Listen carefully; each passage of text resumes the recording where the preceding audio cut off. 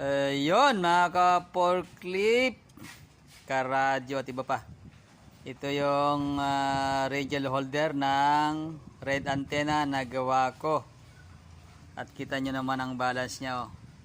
So, nakuha ko yung perfect angle talaga niya. Nakatukod lang yan dyan. Oh. Nakabalance talaga siya. So, ito yun. Yung radial holder.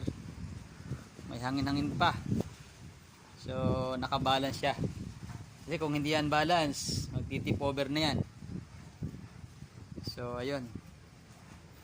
Ganun ko nakuha yung tamang angle niya.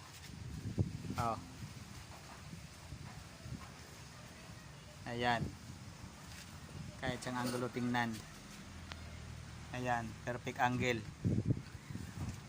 Hoy, hindi natin masabing perfect, almost. Oh, wala namang perfect eh. Go ahead.